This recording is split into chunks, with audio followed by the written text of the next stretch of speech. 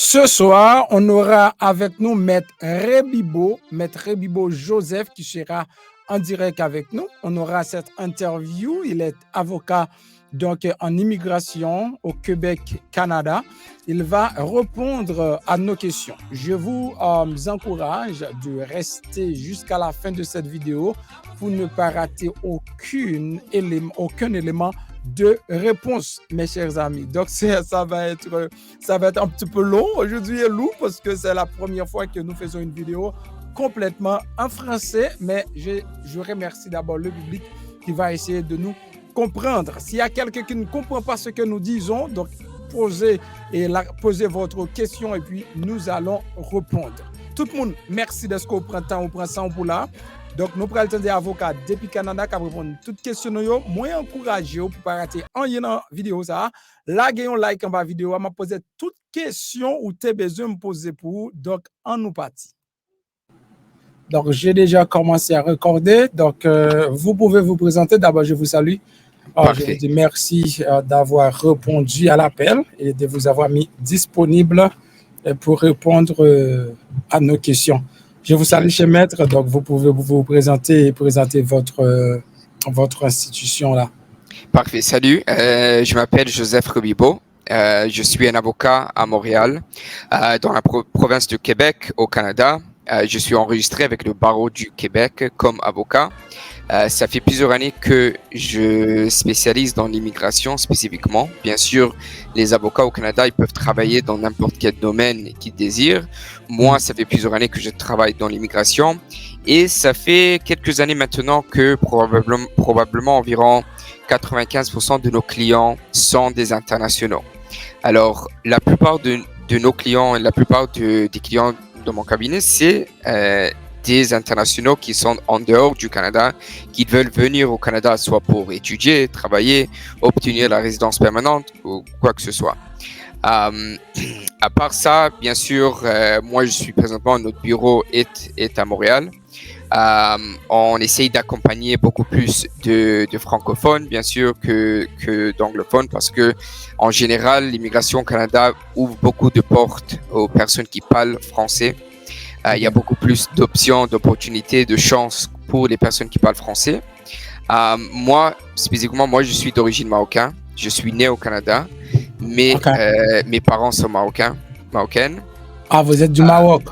Oui, moi je suis né au Canada, mais mes parents, sont du Maroc. Ma famille est marocaine. Oui, tout le monde est marocain. Ils sont des immigrants du Maroc qui sont venus au Canada dans les années 70 et 80.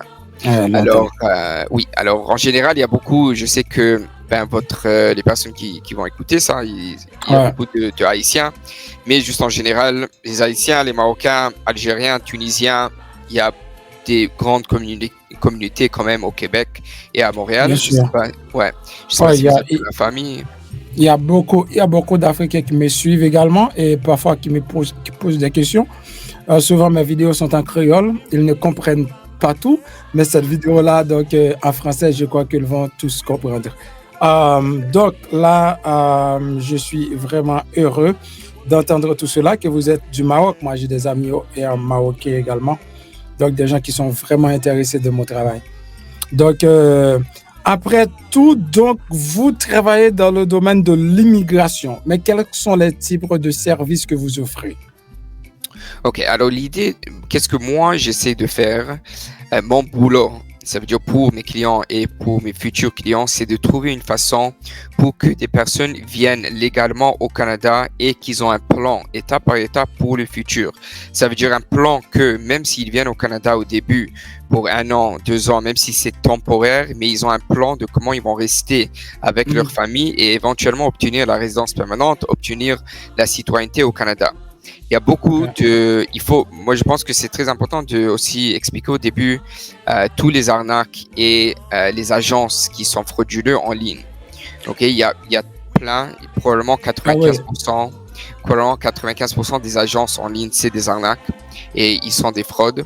Alors c'est très important, même pour tout le monde qui vont écouter ça, qui comprennent qu'il faut bien faire des recherches et il faut bien regarder spécifiquement exactement avec qui ils vont faire affaire. J'allais mentionner ça parce que moi, je suis en contact avec vous grâce à un ami haïtien, donc français d'origine haïtienne que j'ai. Mais c'est un coéquipier, c'est quelqu'un avec qui je travaille il y a longtemps, longtemps, longtemps. J'avais un projet et puis je l'ai appelé tout de suite pour voir s'il était en France parce que je voulais faire quelque chose là-bas. Et puis non, il m'a dit, mais non, moi, je suis en route pour le Canada. Mais j'ai dit, mais quoi, moi, j'ai besoin de vous. Il dit, non, mais je suis en route pour le Canada. J'ai dit, mais comment? Il a dit, bon, j'ai trouvé quelqu'un qui est très sérieux, qui m'a déjà aidé, m'a facilité les visas. Moi, ma femme, etc., on a déjà donc, la possibilité de rentrer au Canada. Il dit, mais donne-moi ce contact parce que moi, j'en ai aussi besoin. Et j'ai plein de gens donc, qui en ont besoin. Donc là, pour dire aux gens, c'est vraiment, donc j'allais mentionner ça. Il y a plein d'arnaques sur l'Internet. Il y a plein d'arnaques. Et le problème avec ces agences-là, ils apparaissent comme légales. On dirait que ce sont des gens légaux qui font un travail. Ils ont des sites Internet. Sauf exact. L'idée, c'est que c'est très facile en immigration, c'est très facile de promoter une site ou une entreprise qui a l'air légale parce que c'est une service et non pas un produit. Mais je vous laisse continuer. Mais exact. D'accord.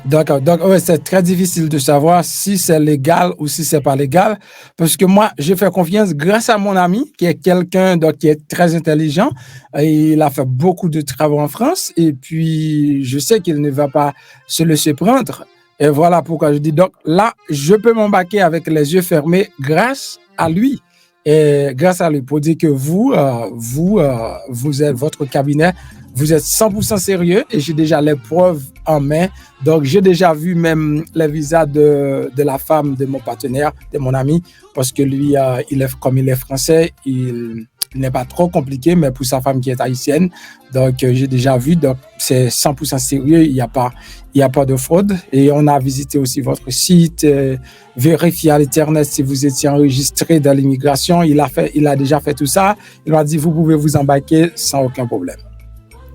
Donc là, je vous remercie pour mentionner ça également parce que les arnaques, les gens doivent être très prudents. Oui, il faut vérifier 2-3 choses, bien sûr, quand quelqu'un va... Comment ça marche d'habitude, c'est que les agences ou les compagnies ils vont mettre des pubs en ligne et après, les personnes, les intéressés, les personnes qui veulent venir au Canada, ils vont laisser leur information sur le pub et après, cette compagnie ou agence, ils vont communiquer avec eux, ils vont les appeler au téléphone et ils vont commencer à expliquer les procédures et expliquer comment ils peuvent leur aider. L'idée, c'est que la personne qui veut venir au Canada, il pense qu'il parle avec quelqu'un au Canada, mais en réalité, c'est pas le cas. En réalité, c'est probablement quelqu'un dans un autre pays, peut-être en Europe, peut-être dans un autre pays, et c'est très facile d'ouvrir une site web, fait en sorte que vous avez le drapeau canadien, vous avez un nom qui est à l'air canadien un petit peu, mais c'est aucunement une compagnie canadienne, pas enregistrée au Canada, qui n'utilise pas un avocat ni un consultant d'immigration au Canada. Alors, c'est très, très important de vérifier 3 choses. Premièrement, que vous faites affaire avec une compagnie qui est enregistrée au Canada. Vous pouvez rechercher... Où est-ce que vous pouvez vérifier si la compagnie est enregistrée au Canada? Il y a un site. Oui, alors il y a un site, vous pouvez mettre juste sur Google. Il y a 2 façons. Il y a une façon, c'est vous pouvez mettre Canada, registre des entreprises. Alors, registre des entreprises, recherche Canada, Google. Le premier lien qui va sortir, c'est sûr, ça va être une recherche sur le gouvernement canadien pour rechercher. Mais une entreprise peut aussi être enregistrée dans une province. Alors, par exemple, mon entreprise est enregistrée au Québec. Alors, le province de Québec, moi, si vous voulez trouver Rebibo Légal, qui est le nom du cabinet, vous recherchez Rebibo Légal sur Registre des entreprises du Québec ou Registre des entreprises de l'Ontario. Mais vous recherchez Registre des entreprises et vous pouvez rechercher toutes les entreprises qui sont enregistrées et en bonne et due forme sur le site du gouvernement. Ça, c'est la première chose. La deuxième chose, c'est de soyez sûr que vous savez exactement avec qui vous parlez. Ça veut dire que vous savez que si vous parlez avec quelqu'un, vous pouvez trouver cette personne quelque part. Je sais pas, sur LinkedIn peut-être. LinkedIn, c'est une plateforme qui est très importante. ok, de trouver quelqu'un pour voir s'il est réel ou non. Ok, si c'est une personne qui a un nom qui a l'air pas très réel et tout, vérifiez que vous pouvez trouver cette personne en ligne, parce que l'immigration, c'est vraiment un endroit avec beaucoup d'arnaques et tout. Alors il faut vérifier que vous parlez avec une personne qui vous donne ces informations réelles. Après ça, il faut vérifier que vous faites affaire avec un avocat ou un consultant en immigration. Et ça, vous pouvez vérifier sur les sites web, ça veut dire des barreaux du Québec, le barreau de l'Ontario, les barreaux de toutes les provinces. Vous pouvez faire une recherche d'avocats. Au Québec, vous faites bottin des avocats, recherche des bottins des avocats, et vous pouvez rechercher mon nom, Joseph Ruibo. Vous allez me trouver sur les avocats qui sont enregistrés avec le barreau du Québec. OK. Ouais, ça, c'est très, très, très important.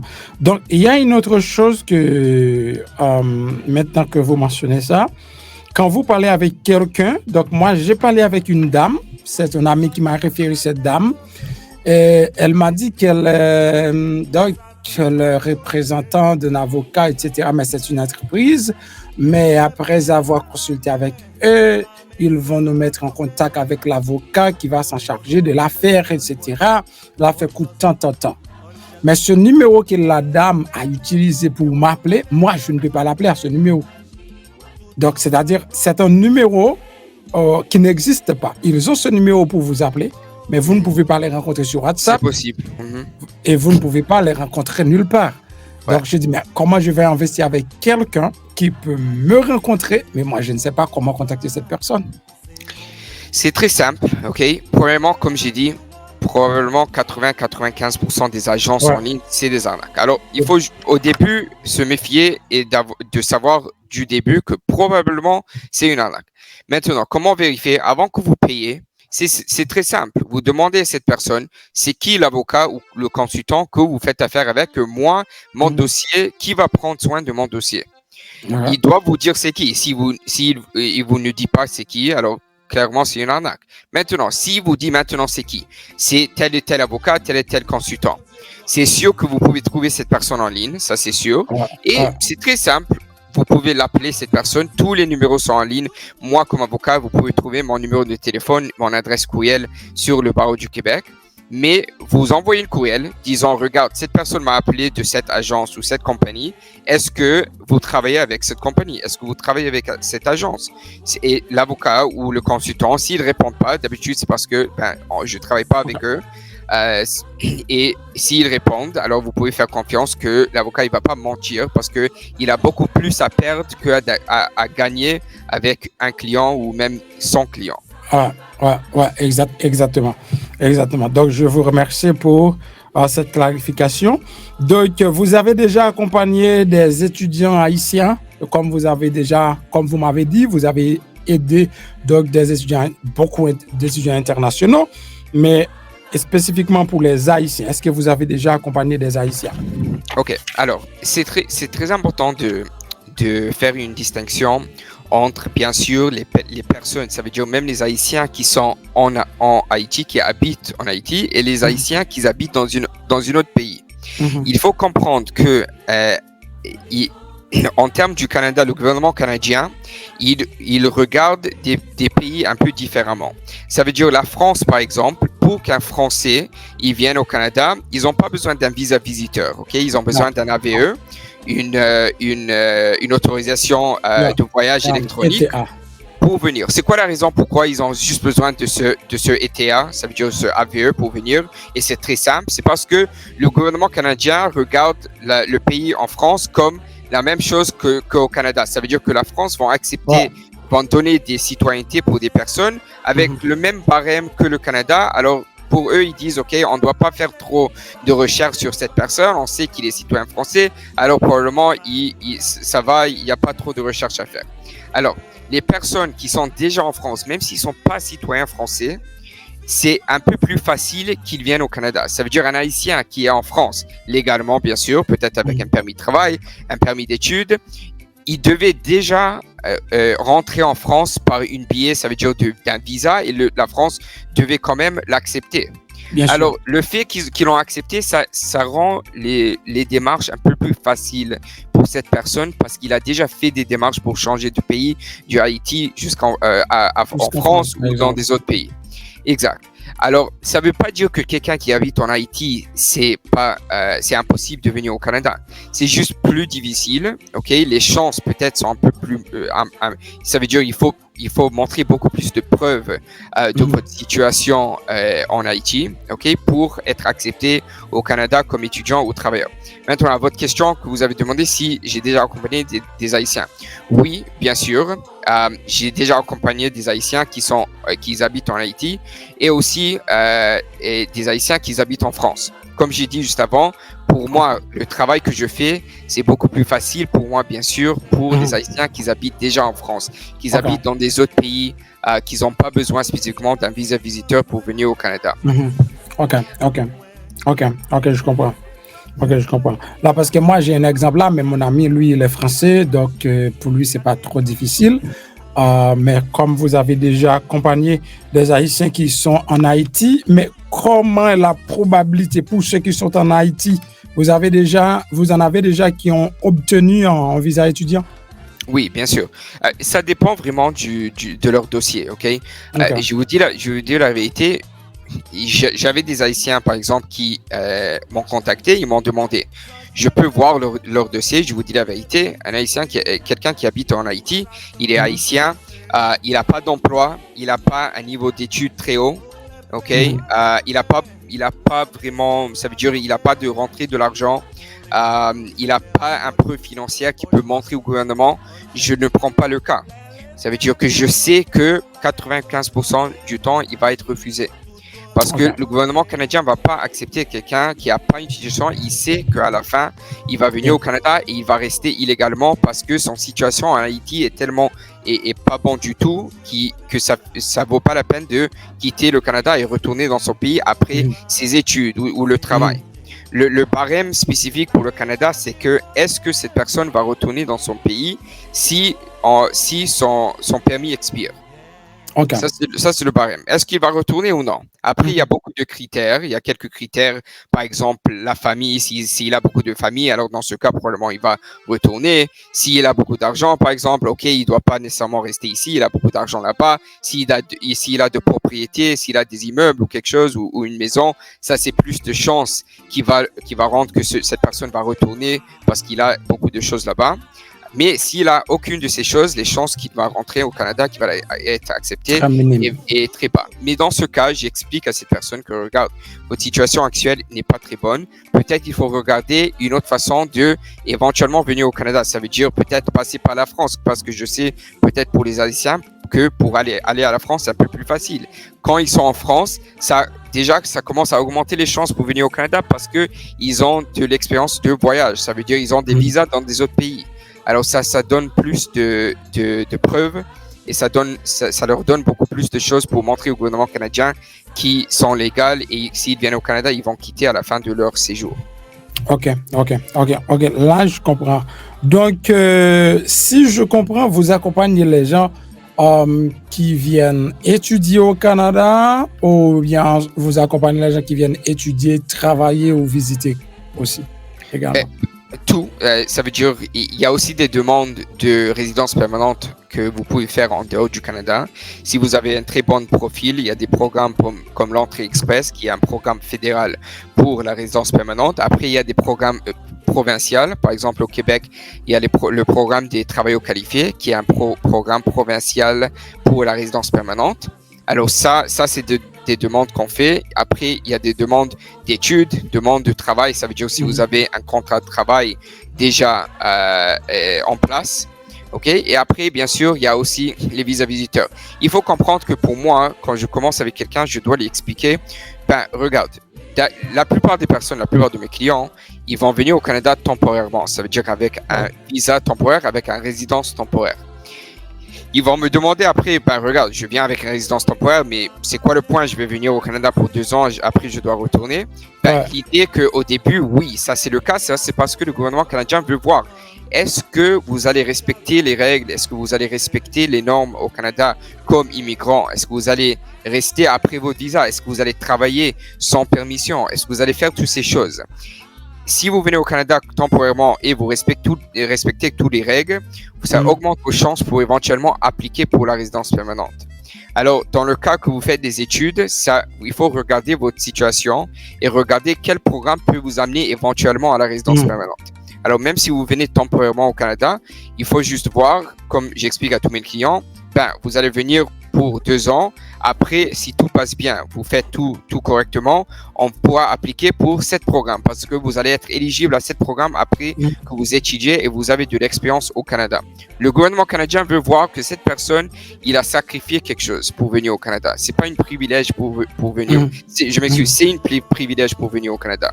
C'est pas un droit, c'est un privilège. Il y a beaucoup de personnes qui veulent venir au Canada.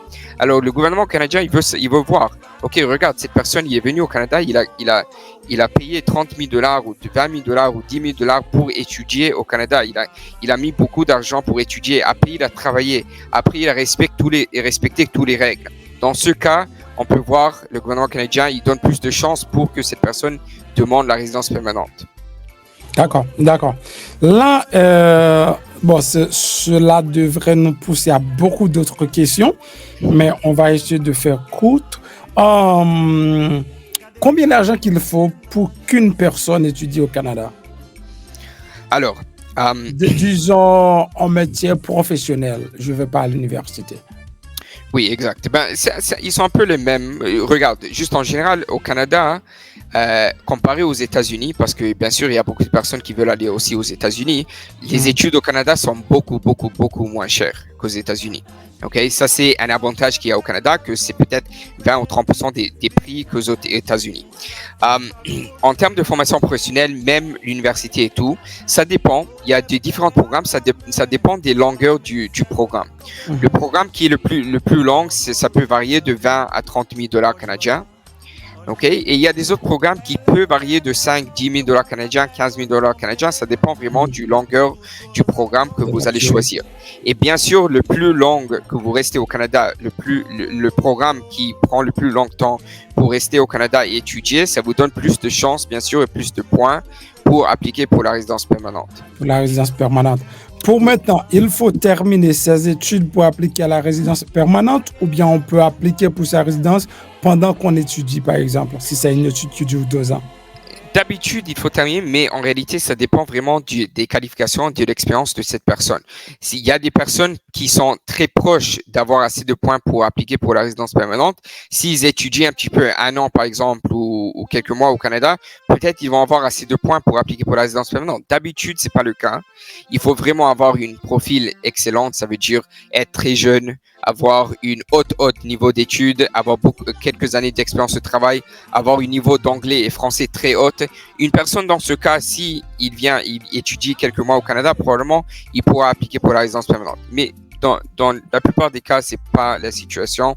Il faut quand même terminer les études et peut-être travailler un petit peu après. D'accord. Donc, terminer ses études et avoir l'expérience de travail après. Oui. Et comment on va arriver à cette expérience de travail? Le Canada, il donne à tout le monde qui vient étudier, s'ils étudient dans une école certifiée par le gouvernement du Canada, il leur donne, après les études, une permis de travail post-diplôme. Il leur donne le droit de travailler après les études à temps plein avec une permis de travail ouvert pour leur donner de l'expérience de travail. Alors ça, c'est une opportunité très importante d'utiliser ce permis de travail post-diplôme pour acquérir assez d'expérience de travail pour appliquer pour la résidence permanente. OK, merci. Donc, est-ce que les étudiants peuvent travailler pendant qu'ils étudient? Est-ce que c'est légal? Oui, c'est légal pour en temps partiel. Alors, ils peuvent travailler 20 heures par semaine pendant les études. Pendant les vacances des études, ça veut dire pendant l'été, ils sont en vacances pour 2-3 mois ou quelque chose, ou pendant l'hiver, il y a les vacances, ils peuvent travailler à temps plein. L'avantage ici, c'est que s'ils viennent en famille, l'avantage, c'est que si par exemple vous avez deux parents et vous avez des enfants, un des parents va étudier et l'autre parent, l'époux, il pourra travailler à temps plein à côté. Ça veut dire l'avantage, c'est vraiment de venir en famille parce que vous avez une personne qui travaille, une personne qui étudie et travaille s'ils veulent, bien sûr, à temps partiel. OK. Est-ce qu'un père peut accompagner son fils, par exemple, juste un père qui a un fils de 17 ou de 18 ans, il peut accompagner son fils si son fils vient étudier au Canada? Alors, il faut regarder vraiment c'est qui l'applicant principal dans tous les cas. Le fils. Alors, si le fils est l'applicant principal, il peut pas être l'applicant qui est indépendant et le père est dépendant. Alors, dans ce cas, ça va pas marcher. Il faut avoir des demandes séparées. Il peut pas accompagner, son père peut pas accompagner avec son fils. Dans ce cas. Okay.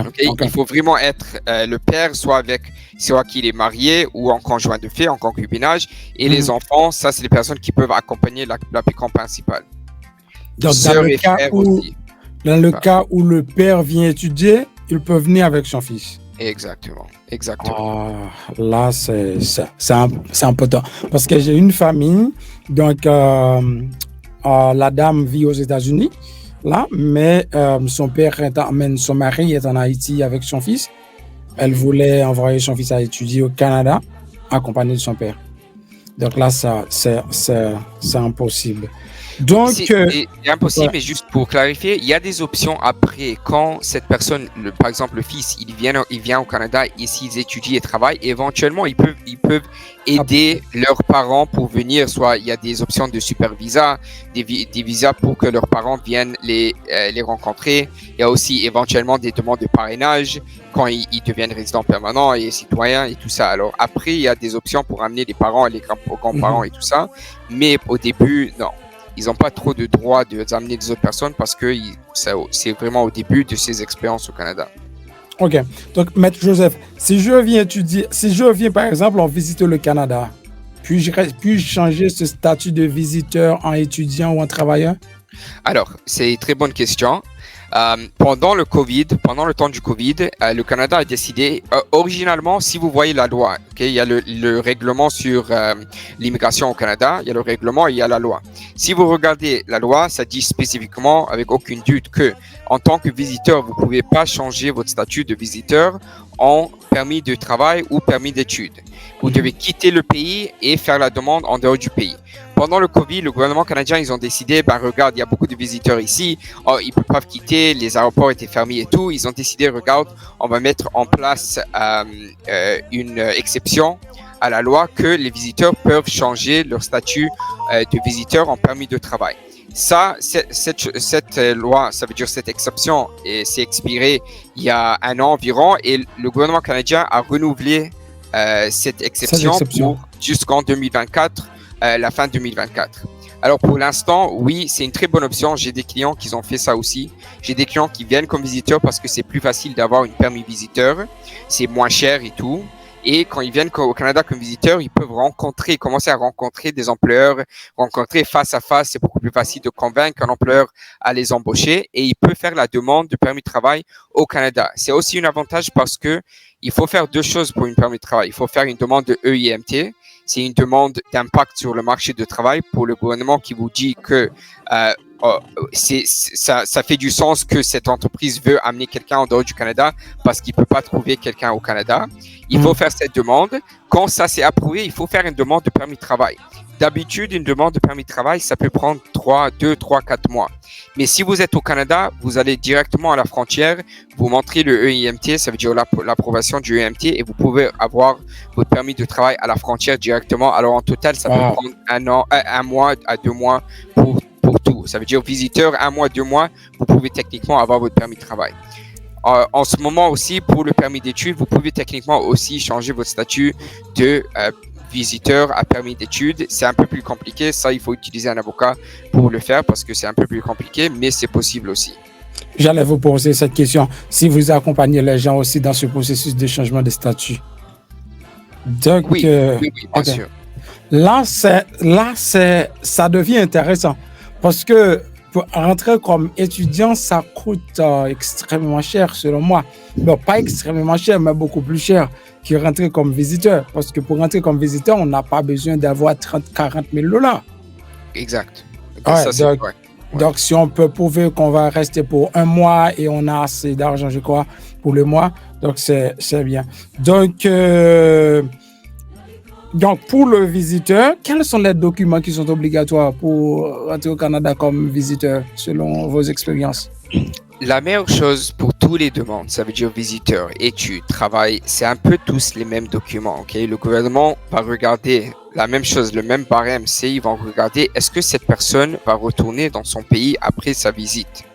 C'est la même chose. Maintenant, bien sûr, pour le visiteur, c'est un peu moins intense. Ça veut dire que le gouvernement canadien va pas, il a pas besoin de voir spécifiquement, ok, est-ce que cette personne a plein d'argent, est-ce que cette personne a une maison, est-ce qu'il a de la famille, tout ça. Ils vont regarder ça, mais c'est pas au même barème que les études et le travail, parce qu'avec les études et le travail, c'est plus long. Ça veut dire qu'ils vont rester beaucoup plus que 6 mois. Parce que les études de moins de 6 mois, vous n'avez pas besoin d'un permis d'études. Les études de moins de 6 mois, vous pouvez être au Canada comme visiteur et faire des études avec un programme qui sont moins de 6 mois. Alors, c'est un peu plus intense et compliqué quand vous faites des études ou du travail, que vous allez rester au Canada pour 1 an, 2 ans. Alors, le barème est plus haut. Mais pour visiteurs, il faut quand même montrer toutes ces choses. Ça veut dire il faut quand même montrer que vous avez de l'argent, vous avez un emploi. Si vous avez un emploi dans votre pays de résidence, c'est très important parce que le gouvernement va regarder, ok, lui il travaille là-bas, il va retourner dans son travail. Et alors, il faut montrer toutes les preuves que vous avez en termes d'argent, en termes de famille, en termes de qu'est-ce que vous avez, en termes de si vous avez une lettre de vacances de votre employeur, ça c'est important aussi. Alors, toutes ces choses sont importantes, mais comme j'ai dit, c'est un peu plus facile d'avoir une acceptation probablement avec un visa visiteur que il faut peut-être montrer un peu plus d'explications quand on fait la demande du permis d'études, du permis de travail. Ok, c'est très intéressant. Très intéressant. Donc là, j'ai seulement une dernière question. Et puis, parce que vous m'avez déjà accordé 30 minutes, je crois que c'est suffisant. Donc, on a déjà vu ça. Si l'étudiant va avoir quelqu'un qui va être son garant, qu'est-ce que ce garant doit démontrer pour pouvoir être éligible pour garantir quelques étudiants au Canada? Alors oui, ça c'est très important. Ok, bien sûr, si j'ai des clients qui sont très jeunes. Ok, vous avez un jeune qui a 20 ans, 21 ans, 22 ans qui veut venir étudier par exemple au Canada. Probablement il pourra pas montrer qu'il a cette somme d'argent pour payer ses études au Canada. Le gouvernement canadien, spécifiquement aussi au Québec, c'est un peu plus facile au Québec, il donne cette option de signer un document et remplir un document de déclaration de soutien financier que cette personne, vous trouvez un membre de la famille, un ami, ça fait aucune différence où ils sont, ok, qui vont soutenir vos études et ils vont montrer que eux ils ont assez d'argent. Si vous avez besoin de l'argent, ils sont là pour vous aider. En termes de documents, ils ont besoin peut-être de fiches de paie ou de attestations bancaires de leur banque en attestant exactement combien de fonds ils ont dans la banque. Et en termes de fiches de paie, d'habitude de 3 mois. Si vous avez 3 mois de fiches de paie, vous pouvez multiplier. Ça veut dire si vous faites par exemple 2 000 € par mois, vous pouvez multiplier ce 2 000 € et ça peut faire de 6 000 € en termes de preuve de fonds. Ok. Alors c'est acceptable. Presque tous mes clients ils utilisent. Et vous pouvez aussi cumuler vos fonds avec quelqu'un d'autre. Ça veut dire que quelqu'un d'autre peut montrer de l'argent et vous pouvez aussi pour cumuler pour avoir assez de l'argent en total. Et vous pouvez même utiliser 3 ou 4 personnes. J'avais un cas déjà où j'ai utilisé 4 personnes pour montrer les fonds et ils l'ont accepté. Oh, ça c'est génial. Donc on peut utiliser 2, 3 ou 4 personnes. Oui, probablement c'est pas idéal, mais je vous dis que j'avais une situation où ça a marché. Je crois donc c'est pas idéal.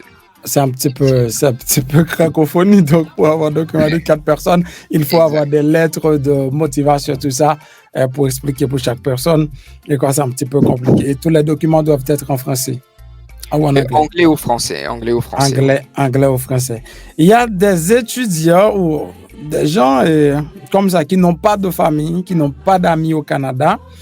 Et si ces gens-là vont move au Canada, est-ce que vous pouvez les aider à trouver bien votre votre cabinet et peuvent les accompagner à trouver un logement même avant de déplacer. Alors, il faut juste comprendre que mon cabinet, bien sûr que, comme j'ai dit au début, la plupart de nos clients sont des internationaux, ok? Alors, bien sûr, on est là pour... Moi, je suis au Canada, ça fait 31 ans. J'ai beaucoup de contacts ici, ok? J'ai beaucoup d'expérience et je connais spécifiquement le Québec et le Canada en général, ça veut dire à un très haut niveau. Au même temps, il faut comprendre que quand même, moi, je suis un avocat, je suis un cabinet d'avocats, je spécialise dans les affaires légales, comment les personnes vont venir au Canada et comment ils vont éventuellement obtenir la résidence permanente. Moi, quand même, j'utilise des personnes. Ça veut dire que pour trouver un logement, j'utilise une agence immobilière. J'ai un partenaire agence immobilier qui je vais mettre en contact. C'est inclus, ça veut dire qu'il n'y a pas de frais pour cela. Mais je vais vous mettre en contact avec cette personne et ils vont vous aider à trouver un logement. En termes du travail, on travaille aussi avec des agences de recrutement. Je vous mets en contact pour qu'ils vous trouvent du travail aussi. C'est pas moi spécifiquement qui va faire ce travail. Moi, je suis vraiment avocat. Je prends soin spécifiquement de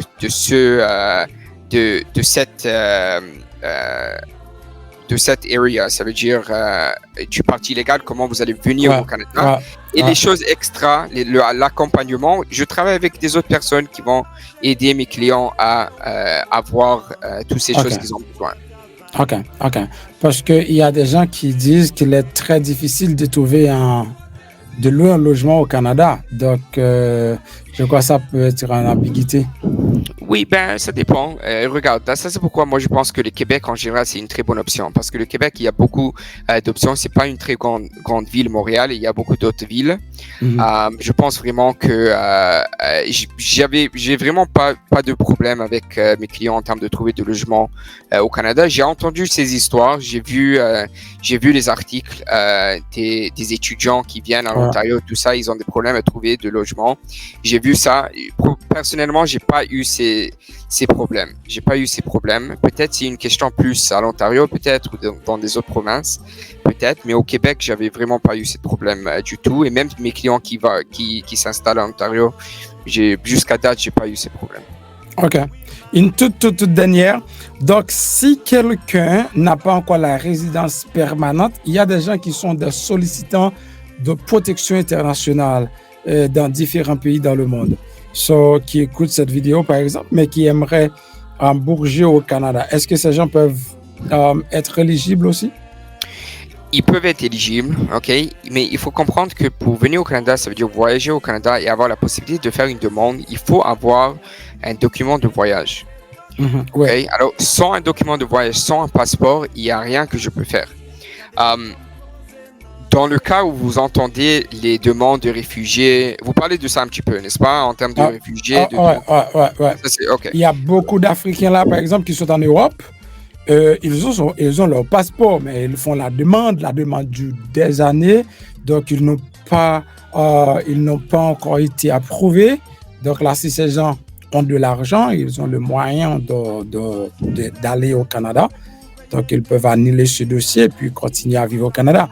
Mais je me demande, comme ce n'est pas une résidence pour passer à l'aéroport, comme ce n'est pas un visa, est-ce que ces gens-là peuvent quand même... La seule façon de demander statut réfugié, okay, ou un permis de travail en tant que réfugié au Canada, c'est passer par la frontière, ça veut dire avec une voiture. Okay, ça veut dire la frontière aux États-Unis, par exemple.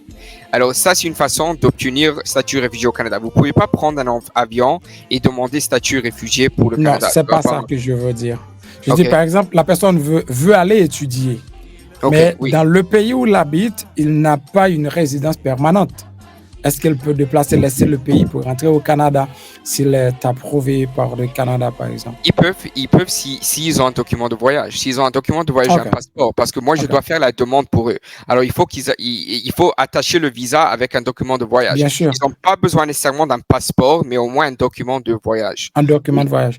Donc, ce qu'ils ont besoin, c'est leur document de voyage. C'est-à-dire, le Canada ne dépend pas. Est-ce que vous habitez, par exemple, en France? Est-ce que vous avez la résidence française? Est-ce que vous avez la résidence, je ne sais pas, Brésil, Chili? Est-ce que vous avez cette résidence pour pouvoir venir au Canada? Est-ce que le Canada demande ça? C'est ce que je veux dire. C'est pas qu'ils demandent ça, mais il faut regarder aussi les chances de succès. OK? quelqu'un qui est en France et il n'a pas de statut en France, il a bien sûr moins de chances de succès que quelqu'un qui est en France et il a un permis de travail et ça fait 10 ans qu'il travaille en France, même s'il n'est pas citoyen. Alors, on peut toujours faire la demande. J'ai des cas qui ont été acceptés, j'ai des cas qui ont été refusés. Mais au moins, il faut savoir les chances de succès. Il faut comprendre que regarde, c'est une demande qu'on va faire, ça va vous coûter de l'argent quand même. Alors, il faut voir est-ce que ça vaut la peine de faire cette demande parce que peut-être probablement il y a des cas que moi je dis que probablement ça va être refusé, même si on fait la demande parfaitement, vous pouvez utiliser le meilleur avocat au monde, ça va être le même chance de succès. Alors, il faut vraiment regarder est-ce que ça vaut la peine de faire cette demande ou est-ce qu'il vaut peut-être prendre ce temps pour augmenter vos chances, ça veut dire augmenter vos qualifications, vos expériences, votre statut dans votre pays de résidence. Peut-être ça, c'est plus important. Ça dépend vraiment de chaque situation. De chaque situation. Là, ça vient avec une autre question que je vais vous laisser partir. Ces derniers jours, il y a des gens qui travaillent, surtout pour les jeunes, mais ils ne travaillent pas de manière, comment puis dire, comme d'habitude. Ils travaillent avec une compagnie, il y a des blogueurs, donc des YouTubers, des gens qui sont sur Facebook. Ces gens-là, ils gagnent beaucoup d'argent même. Il y en a qui ont beaucoup d'argent, mais ils n'ont pas un contrat de travail. Je les rencontre en France, je les rencontre en Belgique, en Allemagne. Ils travaillent, ils me disent, moi, je suis YouTuber, je vis de ça, je gagne 4 000 par mois, je gagne 5 000 par mois, et puis je vis de ça. Je n'ai pas un contrat ici. Je suis enregistré comme quelqu'un, donc je paye mon taxe, etc. Est-ce que ça peut servir comme preuve financière quand cette personne-là va entrer au Canada pour étudier? C'est qu'il gagne sur les réseaux sociaux. C'est quoi la question? En termes de preuve financière, bien sûr, s'ils ont l'argent, oui. Vous parlez peut-être d'expérience de travail? Non, je parle, est-ce que c'est obligatoire d'avoir un contrat de travail? Non, c'est pas obligatoire. Ben, ça veut dire que, comme moi, je fais une demande, OK? Je vous donne un exemple. Je fais une demande de visa visiteur, OK? Ils vont demander la question, est-ce que cette personne travaille dans son pays? Ça veut dire qu'il va venir en vacances, mais est-ce qu'elle a un travail? Moi, j'ai des clients, par exemple, qui ils ne travaillent pas, ils ont leur propre entreprise, OK? Alors, ils ont leur propre entreprise. Je mets, il ne travaille pas, il n'a pas de fiche de paye, mais il a son propre entreprise. Le gouvernement va demander des preuves. Ça veut dire, je ne sais pas, si la compagnie est enregistrée, ils vont demander qu'ils prouvent l'incorporation de cette compagnie, par exemple. Et ça ne doit pas être nécessairement ça. Ça peut être preuve dans une autre façon que vous êtes peut-être un blogueur. Il y a des preuves que vous pouvez faire. On peut toujours votre relevé bancaire, votre certificat bancaire, si vous enregistrez dans le pays, il y a des numéros, etc. Donc là, je vous remercie. Merci. Si vous avez une dernière chose à nous dire, donc je vous laisse l'espace libre maintenant. Et s'il y a d'autres questions qui sont venues, donc qui vont venir après, donc je peux toujours vous contacter. Là, avec mes plateformes, moi, je vous promets, quand on a des gens sérieux, des gens qui sont vraiment prêts pour étudier, et je vous ferai part de ces gens parce que je sais que vous êtes sérieux et puis il est très difficile de trouver un avocat sérieux au Canada. Donc, je crois que c'est un privilège de vous avoir avec nous. Je vous laisse l'espace. Et merci vraiment pour votre plateforme. Je pense que c'est très important aussi de faire ces types de webinaires et de vidéos pour que les personnes y voient. La plupart, j'ai beaucoup de clients qui se sont fait arnaquer avant qu'ils viennent chez moi. Alors, ça me touche aussi. Et c'est très important que tout le monde sache exactement avec qui ils vont faire affaire avec. Et notre cabinet, mon but, c'est vraiment d'amener le plus de monde au Canada possible. J'ai des clients en termes de finances et tout ça. Si je vois que cette personne a une bonne chance pour faire une demande, on est toujours là pour aider. Ok, ça veut dire financièrement et tout ça. C'est pas l'argent qui va arrêter cette personne à venir au Canada avec nous. Avec nous, l'idée, la première chose, c'est venir au Canada. La deuxième chose, c'est, OK, comment vous allez faire, ça veut dire le paiement et tout ça. Bien sûr, il y a des frais légaux, bien sûr, il y a les frais gouvernementaux, mais on est là pour vous aider. Moi, j'ai pris spécifiquement l'idée de prendre la plupart de mes clients qui sont en dehors du Canada. Je fais pas trop d'immigration avec des personnes au Canada. L'idée, c'était vraiment d'essayer d'amener le plus de monde possible et d'aider le plus de monde pour changer leur vie, avoir plus d'opportunités pour eux et pour leurs enfants et bien sûr avoir une meilleure vie si c'est qu'est-ce qu'ils recherchent. Je vous remercie, maître. Donc, je vous recontacterai donc très bientôt. Merci beaucoup. D'accord, Passez très une bonne bientôt. soirée. Bon après-midi. Merci. Vous aussi. D'accord. Bye bye.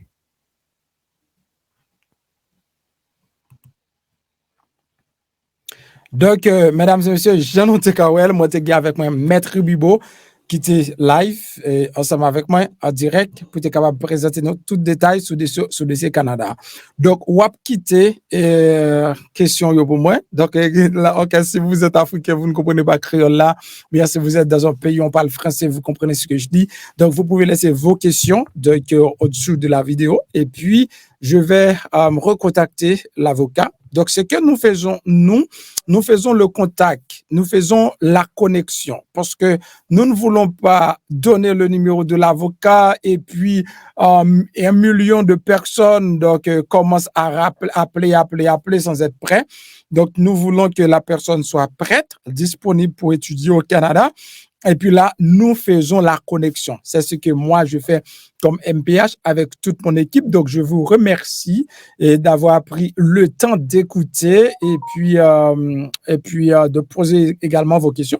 Il y a pas mal de questions que je viens de poser là. Ce sont des questions qui ont été posées par mes fans et je crois que vous aussi, vous avez des questions. Je vous remercie. Bien, laissez un like, laissez un thumbs up sur cette vidéo. Je vous remercie. C'est toujours un plaisir. C'est à moi de vous remercier, maître. C'est à moi de vous remercier. Donc, vous allez avoir également le lien sous la vidéo. Et puis, vous pouvez vérifier les pages de l'avocat, tout ça. Donc, pour voir c'est quelqu'un de bien, c'est quelqu'un légal, qui travaille légalement au Canada. Il a déjà servi pas mal de mes amis. C'est pourquoi moi, j'ai une parfaite confiance en lui. Je vous remercie. À très bientôt. Pendant que vous regardez la vidéo, regardez à droite. Vous voyez un bouton qui est en noir qui est marqué Suscribirme. Ça, c'est espagnol. Si c'est en anglais, il a marqué Subscribe. Si c'est en français, il a marqué S'abonner. Cliquez sur le bouton ça. Là, on finit de cliquer sur lui, vous avez une petite cloche bon côté. Cliquez sur cette cloche là tout. Sur cette cloche là, vous pouvez abonner automatiquement par sous première option. Vous pouvez flèche là sur deuxième option. Retirez flèche là sur deuxième option, mettez sur première option que c'est tout.